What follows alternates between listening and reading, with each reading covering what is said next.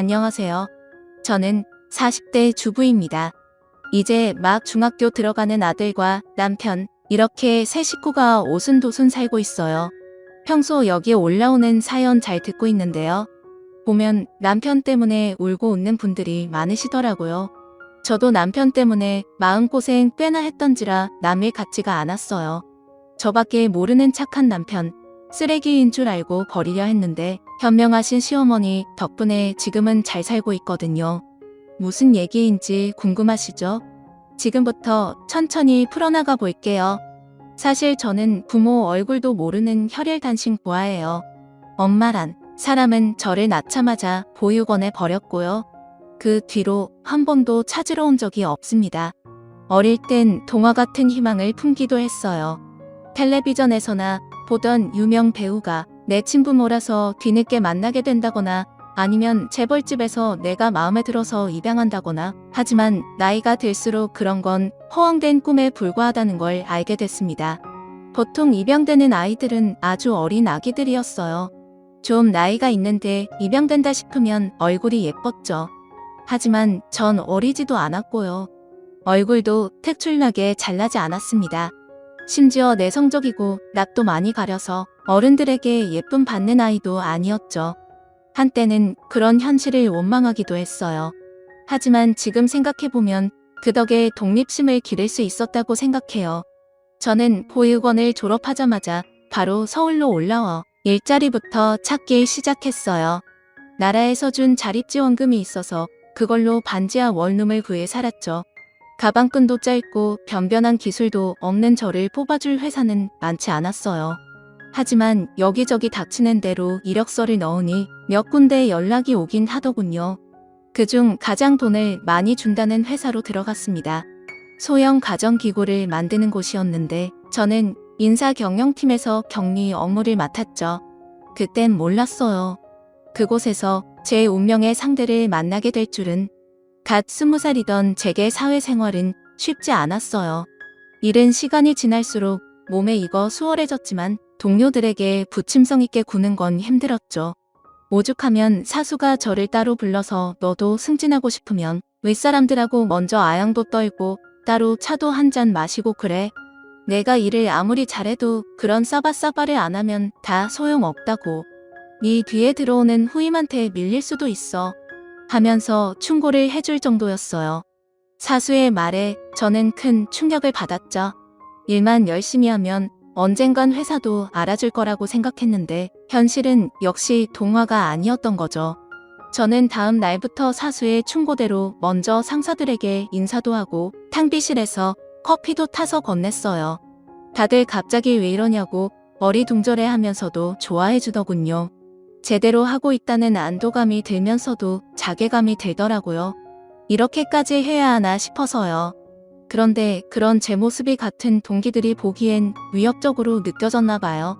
하루는 화장실에서 고단한 몸을 쉬고 있는데 세면대 쪽에서 동기들의 목소리가 들리더군요. 요즘 지수씨 왜 저렇게 남자 상사들한테 아양을 떨어? 어머, 너도 느꼈어? 왜 저러나 몰라? 여시같이. 그러니까 다들 지수씨만큼만 하라면서 뭐라고 하잖아. 커피 타는 게 내 일도 아닌데 짜증나.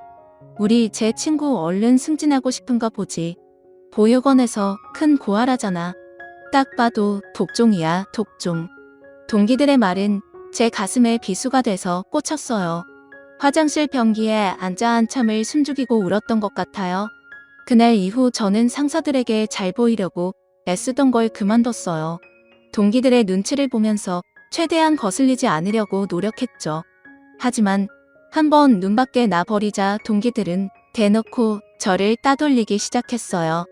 급기야 저는 동기들과 일적인 얘기 외엔 말도 붙이지 못했고요. 점심시간에도 혼자 밥을 먹게 됐습니다. 곧 다른 직원들도 그 사실을 눈치챈 것 같았어요. 무슨 일이 있었냐며 슬그머니 저를 떠보더군요. 그럼 전 이주할 고주할 말하기도 못해서 그냥 아무 일도 없다고 했어요. 다들 그쯤에서 물러나주곤 했죠. 어차피 자기들과는 상관없는 일이었으니까요. 언젠가부터 회사 생활이 지옥같이 느껴졌어요. 직접적인 따돌림이 없다고 해도 소외감과 외로움이 저를 너무 힘들게 했죠. 어렵게 들어간 회사였는데 퇴사까지 고민하게 되더군요. 그런 제 모습이 심상치 않았던 걸까요? 하루는 같은 팀 대리님이 저를 부르더군요. 아니, 지수 씨 요즘 무슨 일 있어요? 아니요, 아무 일도 없는데요. 딱 봐도 일이 있는 사람 얼굴인데 요즘 부쩍 어두워졌잖아요. 밥도 혼자 먹고 혹시 동기들하고 무슨 문제 있는 거예요? 괜찮으니까 말해봐요. 내가 도울 수 있는 게 있다면 도울게요. 대리님은 다른 사람들과 달리 적극적으로 제게 대화를 시도했어요. 그 모습에 마음이 약해진 저는 결국 동기들 사이에서 따돌림을 받는다는 걸 고백했죠. 대리님은 마치 자기 일처럼 화를 냈어요. 그리고는 그런 수준 낮은 사람들하고 굳이 어울릴 필요 없어요. 앞으로는 나랑 수다 떨고 나랑 같이 밥 먹어요. 하더군요. 빈말인 줄 알았는데 대리님은 그 뒤로 점심시간마다 저를 찾아왔어요. 같이 밥을 먹자면서요. 구내식당에서 어색하게 점심을 먹은 뒤엔 커피를 마시며 이런저런 수다를 떨었죠. 누군가 그렇게 저를 신경 써주고 있다는 것만으로도 큰 위안이 됐어요. 그래서일까요? 저는 언젠가부터 대리님을 점점 남자로서 좋아하게 됐습니다. 고아로 태어나 단 한 번도 받아본 적 없는 따뜻한 친절이 독이 되고 만 거죠. 홀로 가슴 아리하던 어느 날, 저는 결국 술에 잔뜩 취해 대리님을 불러냈어요. 그리고 무슨 일 있냐면서 나타난 대리님에게 제 마음을 고백했습니다. 당황하던 대리님은 이내 미안하다고 하더군요. 거절이었죠. 지수 씨가 마음에 안 든다거나 그런 게 아니에요. 그저 지금은 내가 연애를 할 상황이 안 돼서. 거짓말. 그냥 제가 싫은 거잖아요. 예쁘지도 않고 고아라서. 술 때문에 정상적인 사고를 할 수 없는 상황이었어요. 저는 엉엉 울면서 대리님에게 매달렸죠. 그래도 저 좋아해 주시면 안 돼요? 전 대리님 너무 좋아하는데. 진짜 너무너무 좋아한단 말이에요. 나 같은 놈이 어디가 그렇게 좋다고. 우리 집 엄청 가난해요. 부모님이 연로하셔서 제가 벌어오는 돈으로 세 식구 먹고 살고요. 노름하던 아버지 때문에 빚도 어마어마해요. 이래도 만날 수 있어요? 네. 그런 거 다 상관없어요. 대리님만 저 좋아해주면 돼요. 대리님은 기가 막히다는 듯이 묻더라고요. 그리고는 어린아이를 대하듯 제 머리를 쓰다듬어줬죠. 전 그런 대리님에게 다짜고짜 입술을 부딪혔습니다. 생전 남자 손 한 번 잡아본 적 없던 제가 어디서 그런 용기가 났는지 모르겠어요. 다행히 대리님은 거부하지 않았죠. 저희는 길거리 한복판에서 입을 맞췄고요. 그대로 인근 숙박업소에 들어가 하룻밤을 함께 했습니다. 전 그렇게 저희 둘이 연인 사이가 된 거라고 생각했어요. 하지만 저 혼자만의 착각이었죠. 그날 이후 대리님은 저를 피하기 시작했습니다. 일적인 얘기도 다른 사람을 통해 전달했고요. 점심시간에도 다른 상사들과 같이 밥을 먹더군요. 슬프고 비참했어요. 이제 그만 이 짝사랑을 끝내야 될 때라는 걸 깨달았죠. 고민 끝에 저는 회사에 사직서를 냈고요. 대리님과 별다른 작별 인사도 나누지 못한 채 헤어졌습니다. 회사를 그만두니 당장 살 길이 막막해졌어요. 저는 여기저기 다시 이력서를 내면서 구직 활동을 시작했습니다. 그런데 언젠가부터 몸이 너무 무겁고 머리가 자주 아팠어요. 무엇보다 하루 종일 멀미를 하는 것처럼 속이 미식거렸죠. 나아지겠지 하고 버텼지만 나중엔 속이 너무 울렁거려서 밥 한 술도 뗄 수 없었어요. 결국 저는 병원에 갔고요. 거기서 충격적인 진단을 받았습니다. 아이고, 임신입니다. 이제 12주 됐네요. 의사 선생님의 말에 얼마나 놀랐는지 몰라요. 다음엔 남편과 같이 오라는 선생님의 당부를 흘려들으며 그대로 병원 밖을 나왔습니다. 대리님의 아이였어요. 제가 하룻밤을 함께 보낸 남자는 그 사람밖에 없었으니까요. 하지만 차마 연락할 용기가 나지 않더군요. 그렇다고 애를 지울 용기는 더더군다나 없었지만요. 저는 고민 끝에 대리님에게 연락해 한 번만 만나달라고 했습니다. 거절할 줄 알았는데 알겠다고 하더군요. 몇 주 만에 다시 만난 대리님은 왠지 모르게 얼굴이 상해 있었어요. 회사 일이 많이 힘든가 보다 싶어서 마음이 쓰였죠. 맞아요. 저는 그때까지도 대리님에 대한 마음을 접지 못하고 있었죠. 무슨 일로 보자고 한 거예요? 그게 실은. 그러니까 차마 말이 떨어지지 않더군요. 대리님의 반응이 너무 무서웠어요. 보나마나 화를 내면서 애를 지우라고 할 텐데 과연 내가 애를 지울 수 있을까? 자신이 없었죠. 그렇다고 그 애를 낳아서 홀로 키울 자신도 없었어요. 결국 얼굴도 모르는 내 어머니처럼 아이를 보육원에 보내게 되는 걸까? 팔자는 어쩔 수가 없구나 하는 생각에 눈물만 나더군요. 제가 말없이 계속 눈물만 흘리자 대리님이 제게 냅킨을 권해줬어요. 그리고 무슨 말을 하려는 건지 모르겠는데 괜찮으니까 천천히 얘기해요. 하더군요. 대리님의 그 한결같은 자상함에 용기가 생겼어요. 저는 간신히 목소리를 쥐었자네. 저 임신했어요. 대리님이랑 제 아기예요. 하고 말했습니다. 대리님은 한동안 아무 말도 하지 않았어요. 그 긴 침묵이 제 감춰져 있던 모성 본능을 일깨웠습니다. 제 아빠한테도 환영받지 못하는 아기가 너무 가여웠어요. 어떻게든 지켜야겠다는 생각이 들더군요. 지우라는 말은 하지 마세요. 제가 키울 거니까. 그냥 알고만 있으라고 말씀드린 거예요. 그럼 안녕히 계세요. 전 그대로 자리에서 일어났어요. 그런데 그 순간 대리님이 제 팔을 붙잡았습니다. 혼자서 애를 어떻게 키운다고 그래요? 결혼해야죠. 결혼합시다. 대리님의 생각지도 못한 프로포즈에 전벙찌고 말았어요. 얼마나 놀랐는지 다리에 힘이 풀려 그 자리에 주저앉고 말았죠. 결혼이라니. 지금 본인이 무슨 말을 하고 있는지는 알아요? 당연하죠. 네, 해. 아니, 우리 애라면서요. 그럼 우리가 같이 책임져야죠. 지금 책임감 때문에 나랑 결혼하겠다는 거예요? 아니요. 지수씨 그렇게 나가고 나서 계속 마음에 걸렸어요. 그렇게 바보같이 지수씨 놓친 게 너무 후회됐다고요. 근데 먼저 이렇게 또 용기 내줘서 고마워요. 대리님은 제 쪽으로 다가와 저를 끌어안았어요. 그 따뜻한 체온이 마치 꿈만 같았죠. 지금 하는 말 거짓말 아니죠? 진짜인 거죠? 그럼요. 제가 뭐하러 거짓말을 해요? 저는 대리님의 품속에서 아이처럼 엉엉 울음을 터뜨렸어요. 뱃속의 아이도 아빠를 만났다는 기쁨 때문인지 함께 우는 것 같았죠.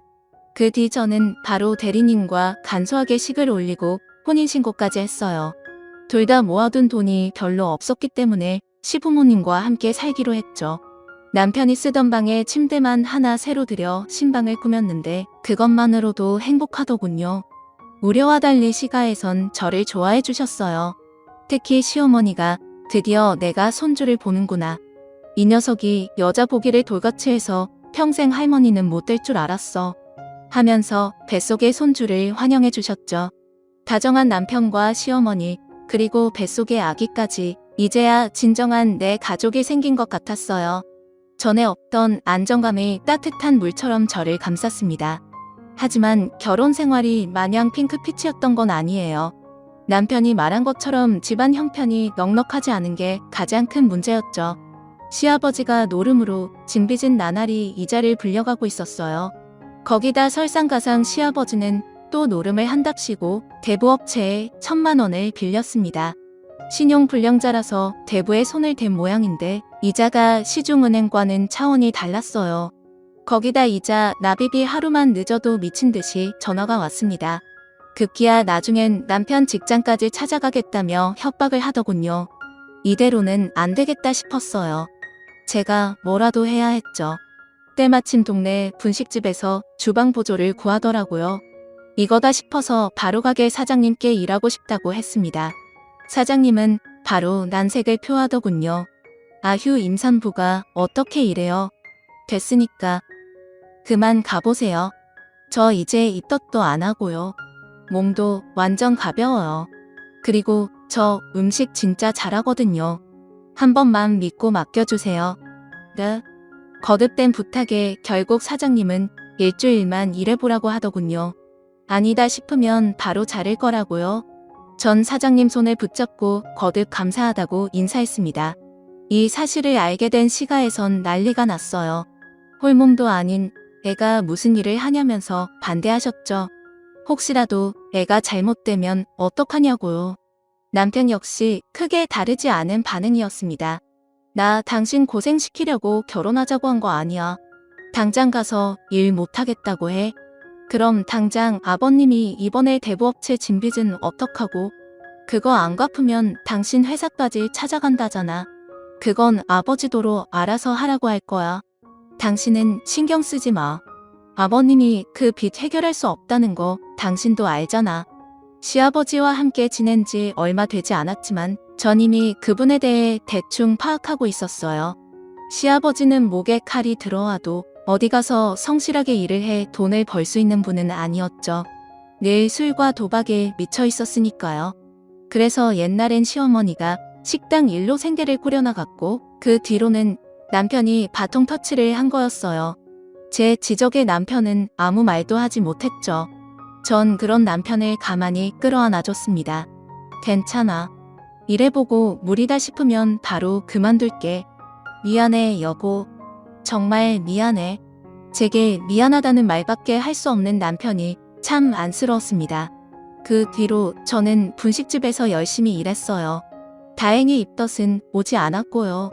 몸이 좀 무겁긴 했지만 견딜만 했어요. 사장님은 아이 뱃속에 아기가 벌써부터 효자 노릇을 톡톡히 하네. 엄마 힘들지 말라고 얌전히 있나 봐. 하더군요. 아기한테 참 고마우면서도 미안했답니다. 세상에 태어나기도 전에 고생시키는 것 같아서 말이죠.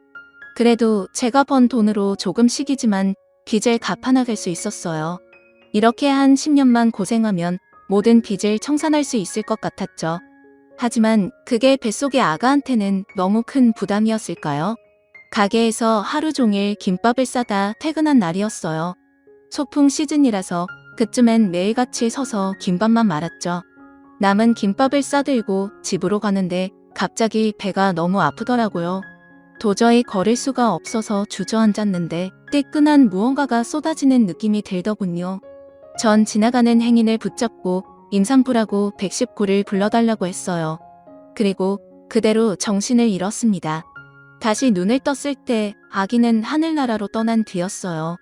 병원에선 유산의 원인을 알 수 없다고 하더군요. 이게 원래 임신 초기에는 자주 이런 일이 생겨요. 산모님 탓 아니니까 절대 자책하지 마세요. 의사 선생님의 말은 제게 별다른 위로가 되지 못했어요. 모든 게 다 저 때문인 것만 같았죠. 돈 더 준다는 말에 괜히 추가 근무를 해서, 괜히 분식집에서 일한다고 해서, 괜히 남편을 만나 애를 가져서 자책의 끝엔 결국 남편을 괜히 만났다는 후에 만남더군요. 남편을 원망한 건 아니었어요.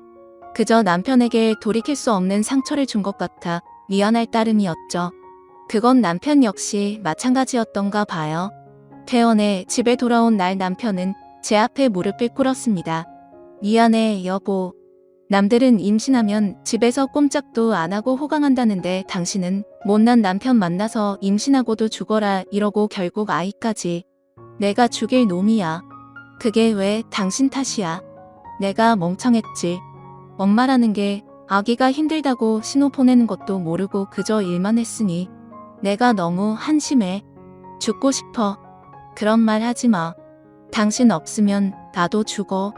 남편이 화들짝 놀라며 저를 끌어안았어요. 아기는 좋은 곳에 갔을 거야. 그러니까 잊자. 이제 당신 몸 추스르는 것만 생각하라고. 남편의 다정한 위로 덕분에 저는 조금씩 몸을 회복할 수 있었어요. 시어머니 역시 제 옆에서 저를 위로하며 수발을 들어주셨죠. 아가, 이 죽 좀 먹어봐라. 너 좋아하는 닭고기 넣고 끓였다. 이런 거 안 해주셔도 돼요. 어머님. 저 괜찮아요. 괜찮긴 뭐가 괜찮아. 얼굴이 반쪽인데. 애는 또 가지면 되니까 일단 내 몸만 생각해라. 알았지? 이거 좀 식기 전에 먹어봐라. 시어머니는 마치 딸을 보살피듯 정성껏 저를 챙겨주셨어요. 평생 고아로 자란 저는 엄마가 있다면 이런 기분일까? 싶어서 눈물이 났죠. 아니, 세아가 왜 우니? 응? 죽이 입에 안 맞아? 아니요. 그냥 얼굴도 모르는 엄마 생각이 나서. 아이고, 가여운 거. 우리 한 식구 아니냐? 시엄마도 엄마는 엄마지. 뭐든 먹고 싶은 거 있으면 다 말해라. 우리 딸, 엄마가 뭐든 다 해줄 테니까. 아이를 잃은 그 해봄, 저는 시어머니와 더욱 각별한 사이가 됐어요. 남들은 시집살이 때문에 시자라면 꼴도 보기 싫어한다는데 하늘에서 제게 가족을 빼앗아간 대신 지금의 남편과 시어머니를 만나게 해준 거라는 생각이 들더군요. 시어머니의 간병으로 몸을 회복한 저는 다시 일을 시작했어요. 남편은 좀 더 쉬라면서 말렸지만 나날이 늘어가는 빚을 생각하면 마냥 누워만 있을 수 없더라고요. 몇 달 쉬었던지라 적응이 힘들 줄 알았는데 다행히 금세 감을 잡을 수 있었어요. 아휴, 나는 여기 젊은 새댁이 좀 만들어줘. 같은 김밥이랑 라면도 이상하게 새댁이 만든 게 더 맛이 좋더라고. 어머, 나도 그런데. 새댁 고향이 전라도요? 어쩜 그렇게 손맛이 좋아? 언젠가부터 단골 손님들은 저만 찾기 시작했어요. 살면서 한 번도 뭘 잘한다는 칭찬을 들어본 적 없던 저는 너무 기뻤죠. 그 모습을 유심히 지켜보던 사장님이 어느 날 저를 부르더군요. 지수씨, 사실 내가 조만간 가게에 분점을 낼까 하는데 거기를 지수씨가 좀 맡아주면 어때? 사장님의 생각지도 못한 제안에 얼마나 놀랐는지 몰라요. 제가요? 왜요? 지수씨 성실하잖아. 음식도 잘하고. 분점 맡아주면 거기서 나오는 매출의 10%를 또 따로 월급으로 줄게. 파격적인 조건에 전 당황했어요. 쉽게 결정을 못하겠더군요. 그런 제 모습을 본 사장님이 다시 입을 열었어요. 한번 고민해봐. 지수씨 얘기 그렇게 된 게 내내 마음에 걸렸거든. 지수씨가 일을 잘하니까 내가 너무 욕심을 부려서 그렇게 된 게 아닌가 하고. 그게 왜 사장님 때문이에요? 그런 생각하지 마세요. 그래, 알겠어. 어쨌든 며칠 생각해보고 얘기해줘. 전 집으로 돌아가 남편에게 상의했어요. 사실 거절할 이유가 없었죠. 직원을 붙여준다고 했으니 일은 지금보다 덜하면 덜했지 더하진 않을 거고 무엇보다 매출의 10%를 더 준다는 조건이 너무 좋았으니까요. 지금보다 더 어깨가 무거워지겠지만 그래도 나 한번 해보고 싶어, 여보. 그래. 당신이 하고 싶은 대로 해. 너무 무리만 하지 말고. 남편은 그런 제 뜻을 지지해줬어요. 전 몇 달 뒤 분점이 개업하자마자 그쪽으로 자리를 옮겨 출근하기 시작했죠. 그런데 생각보다 할 일이 많더라고요. 사장님은 뭐든 제 뜻대로 해보라면서 분점 일에는 일절 간섭하지 않으셨거든요. 그래서 재료 수급부터 조리, 사람 충원까지 전부 제가 알아서 해야 했습니다.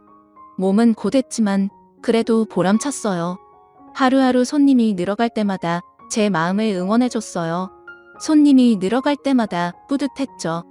그런 제 노력이 빛을 본 걸까요? 가게를 연 지 2년쯤 지났을 때부터 분점 매출이 본점을 뛰어넘기 시작했습니다. 매출의 10%가 제 월급의 보너스로 들어왔는데 언젠가부터 그 보너스가 월급보다도 많아졌죠. 전 사장님에게 월급이 너무 많다고 좀 적게 주셔도 된다고 말씀드렸어요. 하지만 사장님은 무슨 소리야, 계약은 지키라고 있는 건데 이렇게 장사가 잘 되는 거 전부 지수씨 능력이야. 오히려 지금보다 더 받아야 한다고 하면서 오히려 월급을 올려주셨죠. 저희 집 형편이 그렇게 넉넉하지 않다는 걸 알고 계셨거든요. 참 감사했습니다. 어느새 제가 버는 돈이 남편 월급보다 더 많아졌어요. 이자만 내기 급급했던 지난 날과 달리 이제 원금도 같이 갚을 수 있었죠. 물론 아직 갈 길이 멀었지만 그래도 조금씩 빛이 보인다는 생각에 얼마나 기뻤는지 몰라요. 그런데 그쯤 남편의 얼굴이 급격히 어두워졌어요. 간혹 술에 취해 들어오는 날도 있었죠.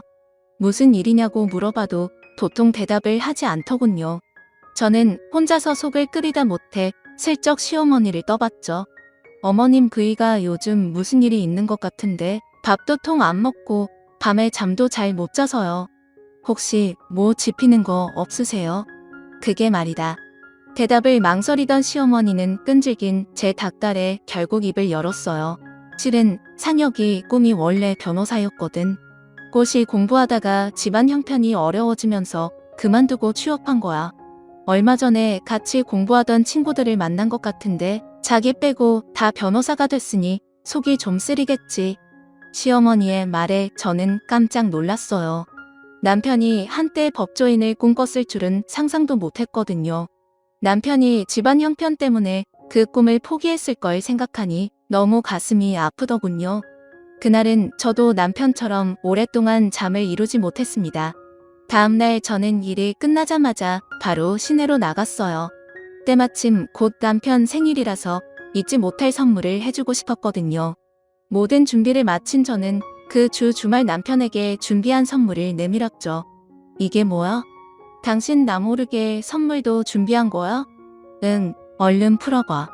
남편은 기대 섞인 표정으로 포장지를 풀었어요. 안에는 고시 공부에 필요한 학용품과 책이 몇 권 들어 있었죠. 남편은 멍한 표정으로 저와 선물을 번갈아 바라봤습니다. 여보, 이게 대체 지금이라도 당신이 하고 싶은 공부해. 돈은 내가 더 벌면 되니까. 됐어. 이제 와서 무슨. 나 요즘 행복해. 내가 하고 싶은 일 하면서 손님들한테 인정받을 때마다 얼마나 뿌듯한지 몰라. 당신도 그런 기분 느끼게 해주고 싶어. 응? 난 괜찮아. 내가 무슨 염치로 당신이 벌어온 돈으로 공부를 하겠어. 이가 왜 이렇게 눈치가 없어? 내가 변호사 사모님 되고 싶어서 그래. 좀 받아주라. 농담처럼 말을 꺼내며 남편의 팔을 툭 쳤어요. 웃으라고 한 말인데 남편은 울더군요. 여보, 고마워. 내가 열심히 공부해서 꼭 합격할게. 조금만 기다려. 당신 변호사 사모님 만들어서 호강시켜 줄 테니까. 정말이지? 약속했다. 그 뒤로 남편은 바로 회사를 그만뒀어요. 퇴직금이 꽤 두둑하게 나와서 그걸로 학원을 끊어 공부를 시작했죠. 워낙 똑똑한 사람이라 내심 빠른 합격을 기대했는데 고시의 벽이 생각보다 높더라고요. 그 해에도, 그 이듬해에도 남편은 안타깝게 낙방했습니다. 세 번째 떨어졌을 땐 결국 고시 공부를 그만두겠다고 하더군요. 전 그런 남편을 말렸어요. 남자가 칼을 뽑았으면 무라도 뽑아야지. 여기서 포기하는 게 어디 있냐고 한 소리 했죠. 그치만 더는 당신 혼자 고생하는 꼴 못 보겠어서 그래. 허리며 무릎이며 성한 데가 하나도 없잖아. 남편의 말처럼 그쯤 제 몸 상태는 말이 아니었어요. 20대 꽃다운 시절을 전부 식당 일에 바쳐서 그런지 성한 부분이 한 군데도 없었죠. 그래도 그 덕에 빚은 많이 줄어 있었어요. 조금만 더 고생하면 완전히 청산할 수 있을 것 같았죠. 당신이 진짜 이젠 포기하고 싶은 거면 나도 받아들일게. 근데 집안 사정 때문에 내가 고생하는 것 때문에 그런 거면 그러지 마. 응? 빚도 이제 조금 있으면 다 갚을 수 있어. 그럼 그때부턴 저축도 할 수 있을 거고 지금까지 한 게 아깝지도 않아? 그래. 당신 말이 맞아. 제 말에 남편은 다시 의지를 다잡았어요. 그리고 이듬해 마침내 합격해서 변호사 배지를 달게 됐죠. 좋은 일은 연달아 온다고 그쯤 시아버지의 개인 회생 신청도 받아들여져 빚도 완전히 다 청산할 수 있었습니다. 고생 끝. 행복 시작이구나. 남편의 합격 소식을 전해 들은 날, 저는 시어머니를 붙잡고 엉엉 울었습니다. 남편은 바로 지인이 일한다는 로펌에 취직해 일을 시작했어요. 변호사라는 게 바쁘긴 참 바쁘더군요. 새벽같이 나가서 자정이 넘어 들어오니 얼굴도 제대로 못 보는 날이 부지기수였어요.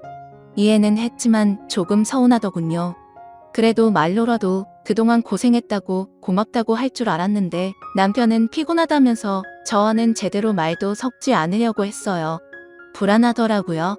10년 가까이 함께 살았으니 이제 좋았던 신혼 시절도 끝났고 제게 질린 건가 싶었죠. 부부는 어느 정도 시간이 흐르면 애만 보면서 정 때문에 산다고 하잖아요. 하지만 남편과 제 사이엔 정을 붙일 아이마저 없었으니까요. 이제 변호사도 됐겠다. 혹시 다른 여자가 생긴 건 아닐까 불길한 예감이 들었죠. 그리고 그 불길한 예감은 곧 현실이 됐습니다. 어느 날 퇴근하고 집에 들어가는 길에 남편에게 연락이 왔어요. 같이 저녁이나 한 끼 하자더군요. 저번에 남편과 하는 데이트에 얼마나 설렜는지 모릅니다. 하지만 막상 남편을 만나니 그 설레는 감정은 씻은 듯이 자취를 감췄어요. 남편의 표정이 잔뜩 굳어 있었거든요. 뭔가 할 말이 있는 눈치였죠. 아니나 다를까 밥을 먹자마자 남편은 제게 무언가를 내밀었어요. 펼쳐보니 이혼 서류였습니다. 눈앞이 캄캄해졌죠. 이게 뭐야? 지금 설마 나랑 이혼하자는 거야? 미안해. 나 여자 생겼어. 잠깐 지나가는 바람이라고 생각했는데 사랑하게 됐고 용서해달라는 말은 하지 않을게. 평생 원망해도 좋으니까 이혼해주라. 남편의 입에서 뱉어지는 잔인한 말에 도무지 정신을 차릴 수 없었어요. 그동안 씨가 빚을 갚겠다 싶고 고생했던 거, 남편 뒷바라지를 위해 더 죽어라 이랬던 거, 지난 모든 세월이 주마등처럼 머릿속을 스쳐 지나갔습니다. 고맙다는 말을 듣기는커녕 설마 이혼 소장을 받을 줄은 몰랐는데 서명란에 이미 남편 사인까지 되어 있었어요. 기가 막히더군요. 거짓말이지? 거짓말하는 거야? 이거 지금 몰래카메라야? 이렇게까지는 안 하려고 했는데 당신이 못 믿겠다니 할 수 없지. 남편은 갑자기 핸드폰을 꺼내 누군가에게 전화를 걸었어요. 고교엔 젊은 여자가 나타나 남편 옆에 앉더군요. 10년 동안 죽어라 식당 일만 한 저와는 다르게 참 곱고 예쁜 아가씨였어요. 지금 내가 만나고 있는 여자야. 나 이 여자 없이는 못 살 것 같아. 그러니까 제발 이혼해주라. 당신 지금 그걸 말이라고 해? 뒤늦게 가슴 깊숙한 곳에서 분노가 치밀어 올랐어요. 전 벌떡 일어나 남편에게 달려들었습니다. 그리고 연거푸 뺨을 때렸죠. 그런데도 남편은 별다른 반항 없이 그냥 매달만 하군요. 제가 상간녀에게도 달려들려고 하자 그제야 저를 막아섰습니다. 이 여자는 아무 잘못 없으니까 이러지 마. 내 앞에서 상간녀를 감싸는 꼴을 보자 눈이 뒤집히는 것 같더라고요. 이혼? 웃기지 마. 누구 좋으라고 이혼을 해? 난 절대 이혼 못하니까 그런 줄 알아. 전 그 길로 시가에 들어가 시부모님에게 남편이 바람났다는 걸 말했어요. 시부모님은 도통 믿으려 하지 않더군요. 못 믿겠으면 직접 전화해서 물어보세요. 시어머니는 남편과 통화를 끝내자마자 바로 그 자리에서 정신을 잃으셨습니다. 전 너무 놀라서 바로 시어머니를 데리고 병원으로 갔어요. 다행히 큰 이상은 없었지만 나이가 있으신 만큼 당분간 병원에서 상태를 지켜보자고 하더군요. 그 사이 남편은 짐을 챙겨 집을 나가버렸습니다. 빨리 이혼해달라는 쪽지와 이혼 소장만 남긴 채로요. 그 무책임한 행동에 헛웃음이 나더군요. 현실을 외면하고 싶었던 걸까요? 남편 없는 집에 홀로 있고 싶지 않더라고요. 전 그 길로 집을 나와 가게로 갔어요. 그리고 거기서 숙식을 해결하기 시작했죠. 병원에 있는 시어머니와 혼자 된 시아버지가 걱정됐지만 남편의 혈육이라고 생각하니 더는 신경 쓰고 싶지 않더군요. 그러던 어느 날이었어요. 아침부터 때 아닌 겨울비가 추적추적 내려가게도 한산한 날이었죠. 평소보다 좀 일찍 마감하고 뒷정리를 하는데 누군가 문을 두드리더라고요. 밖으로 나가 영업이 끝났다고 얘기하려던 저는 뜻밖의 손님에 깜짝 놀라고 말았어요. 시어머니가 우산도 쓰지 않은 채로 서 있더군요. 어머님, 여기까지는 어쩐 일이세요? 병원에 계셔야 할 분이. 일단 들어보세요. 전 허둥지둥 시어머니를 안으로 모셨어요. 그리고 수건을 내어드렸죠. 남편과 끔찍한 이별을 맞이하긴 했지만 시어머니에게 별다른 억하 심정은 없었어요. 오히려 그동안 못 챙겨드린 게 죄송하더군요. 그런데 시어머니의 상태가 어쩐지 좀 이상했어요. 제가 건네주는 수건을 받지도 않으시고 뭔가 할 말이 있는 사람처럼 머뭇거리더군요. 무슨 일 있으세요, 어머님? 결국 제가 먼저 퇴근하자 시어머니는 마침내 입을 사격이 말이다. 그 길로 이혼 소정만 남긴 채 집을 나가버렸다며 바깥 양반한테 얘기 다 들었다. 달갑지 않은 얘기에 전 침묵을 지켰어요. 그저 형식적으로 내놓은 커피만 연거푸 들이켰죠. 그러나 이어진 시어머니의 의미심장한 말에 그만 커피잔을 놓칠 뻔했습니다. 다른 여자가 생겼다는 거 그거 다 새빨간 거짓말이다. 너랑 상혁이를 위해서 모든 진실을 덮으려고 했지만 이 못난 애미는 더는 그럴 수가 없구나. 다 새빨간 거짓말이라니 그게 대체 무슨 말씀이세요? 그이가 바람을 피운 게 아니라는 건가요? 그래 넌 걔랑 10년 넘게 삶아떼면서 살았으면서 모르겠니? 상혁이가 어디 그럴 내야? 아들이라고 편드시는 거라면 그만하세요 어머님. 상혁 씨가 직접 본인 이모로 얘기했다고요. 바람 피우고 있었다고. 이제 다른 여자 사랑하니까 이혼해달라고. 그 지긋지긋한 빚을 다 청산해준 게 누군데, 자기 뒷바지 해준 게 누군데 어떻게 제게 그럴 수가 있어요? 자기는 이미 사인까지 한 이혼소장 내밀면서 어떻게 이혼하자는 말을 심지어 저한테 그 여자를 소개해주기까지 했어요. 그때 제 심정을 어머님이 아세요? 어느새 전 다시 그날로 돌아가 있었어요. 남편이 준 끔찍한 고통을 되새기며 울고 있는데 시어머니가 제 앞으로 핸드폰을 내밀더군요. 그 바람났다는 여자가 혹시 이 여자였냐? 시어머니의 핸드폰 속에는 익숙한 얼굴의 여자가 웃고 있었죠. 딱 한 번 봤을 뿐이지만 단박에 알 수 있었죠. 남편의 내연녀라는 거요. 네, 맞아요. 이 여자예요. 어머님도 그새 소개받으신 거예요? 제 물음에 시어머니는 긴 한숨을 내셨어요. 그리고 이내 생각지도 못한 충격적인 답을 했습니다. 얜 상혁이 먼 친척 되는 애야. 너희 결혼식엔 참석을 못해서 내가 얼굴을 모르니까 상혁이가 내연녀 역할을 해달라고 부탁한 모양이다. 마치 외계어를 듣는 기분이었어요. 시어머니가 무슨 말씀을 하시는 건지 하나도 이해가 되지 않았죠. 그게 무슨... 상혁 씨가 그런 부탁을 왜 했다는 거예요? 상혁이 그쯤에 건강검진 받았던 거 기억나니? 변호사 되기 전에 다 검사 받아야 한다면서 병원 갔었잖니? 네, 기억나요. 왠지 모를 불길한 예감이 가슴을 스쳤어요. 어느새 시어머니는 손수건을 꺼내 눈물을 훔치기 시작했죠. 폐암 말기라는구나. 너랑 그렇게 헤어지고 나서 지금 내내 병원에 있어. 밥도 안 먹고 치료도 거부하고 있어서 이러다가는 정말 내 아들 잃을 것 같아서 염치에 불구하고 이렇게 찾아왔다. 이건 상혁이도 원치 않던 일이고 시부모 잘못 만나서 내내 고생만 했던 내게도 또 무거운 짐을 지우는 것 같아 참았는데 그래도 아직 상혁이한테 마음이 있다면 얼굴 한 번만 보러 가주면 안 되겠니?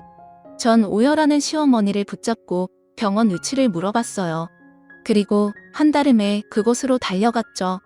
간호사의 안내를 받아 병실로 가는 내내 현실감이 없었어요. 그렇게 건강했던 남편이 폐암이라니 도무지 믿을 수가 없었죠. 시어머니가 남편의 허물을 덮어주기 위해 허무맹랑한 거짓말을 한 게 아닐까 싶을 정도였습니다. 그러나 병실 침대에 누워있는 남편의 얼굴을 본 순간 시어머니가 한 말이 모두 사실이란 걸 알게 됐어요. 남편은 한눈에 봐도 병세가 완연했죠. 그 건장했던 남자가 반쪽이 돼 있었습니다. 입술은 잔뜩 말라붙어 있었고 눈 밑에 다크서클은 어찌나 진하던지 저는 제가 온 것도 모른 채 멍하니 천장만 바라보고 있는 남편의 곁으로 다가갔습니다. 이윽고 남편도 인기척을 눈치채고 고개를 돌렸어요. 그리고 저를 발견하자마자 두 눈을 커다랗게 떴죠. 당신이 여긴 어떻게... 아니지. 어머니가 당신 아프다는데 폐암이라는데. 아니지. 다 거짓말이지. 제 말에 남편은 모든 걸 포기한 사람처럼 긴 한숨을 쉬었어요. 어머니가 다 얘기한 거야? 내가 그렇게 비밀 지켜달라고 했는데도. 그럼 어머니 말씀이 사실이라는 거야? 당신 진짜 암이야? 곧 죽어?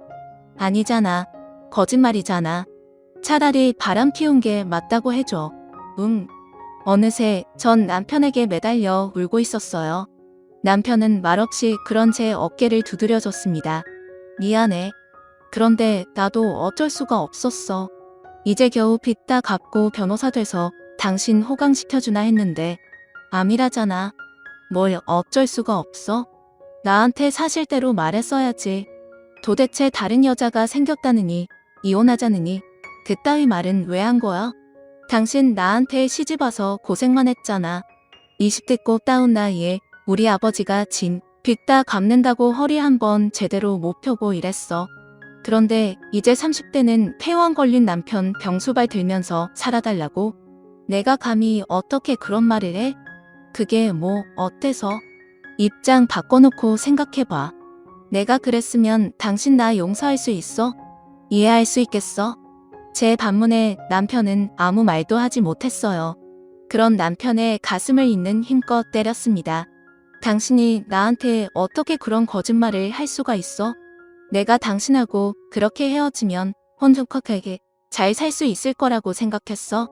당신이 그렇게 집 나가버린 뒤로 계속 지옥 속에서 살았어. 미안해, 여보. 다 못난 내 탓이야. 미안해. 남편은 거듭해서 제게 사과했어요.